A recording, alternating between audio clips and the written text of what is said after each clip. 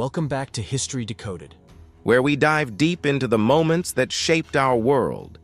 Today, we unravel the truth behind one of the most celebrated and mythologized battles in history, the Battle of Thermopylae, and the real story of the legendary 300 Spartans. But was it just 300? Who really fought? What were their motivations? By the end of this video, you'll know the full picture. Let's set the stage. The year is 480 BC. The Persian Empire, under King Xerxes I, is the largest empire the ancient world has ever seen, stretching from modern-day Turkey to India.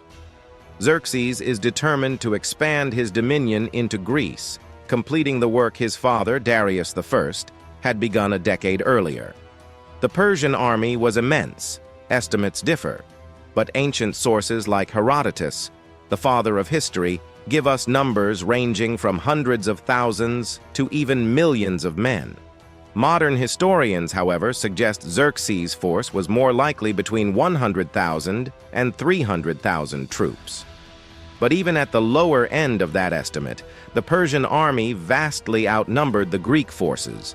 The Greeks, on the other hand, were a collection of independent city-states, often at odds with one another.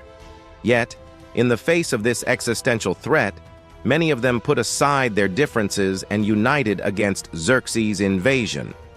At the heart of this alliance were the Spartans, famed for their military prowess and strict discipline. Leonidas, the king of Sparta, led 300 hand-picked warriors to the front lines. But why only 300? The number might seem small, especially when facing such a colossal army, but these weren't ordinary soldiers. The 300 Spartans chosen by Leonidas were seasoned veterans, each with living sons who could continue their family lines if they fell in battle. Spartan society placed an immense value on sacrifice for the greater good, and these men embodied that ideal. But the Spartans didn't march alone. One of the most common misconceptions about the Battle of Thermopylae is that it was fought only by the Spartans. In truth, the total Greek force at Thermopylae numbered around 7,000, including soldiers from various Greek city-states like Thespiae, Thebes, and Corinth. The narrow pass at Thermopylae was chosen precisely because it would nullify the Persian advantage in numbers, forcing them to fight in a confined space where their vast numbers counted for less. The pass itself was a perfect natural defense. On one side, steep cliffs dropped off into the Aegean Sea. On the other, towering mountains hemmed in the battlefield. It was here, in this narrow choke point, that the Greeks planned to make their stand. The battle began in earnest.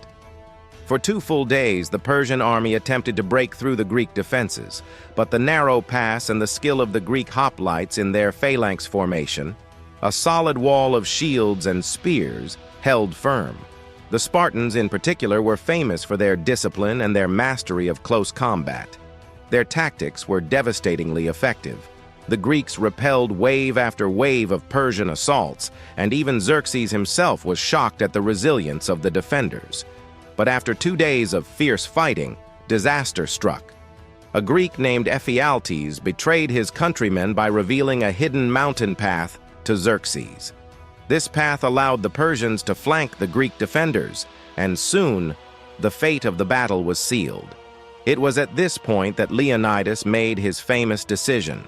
Knowing that defeat was inevitable, he dismissed most of the Greek forces, instructing them to retreat and live to fight another day. However, Leonidas and his 300 Spartans, along with 700 Thespians and 400 Thebans, chose to remain behind.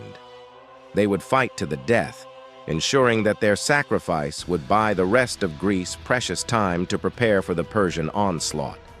This final stand is where the legend of the 300 was truly born.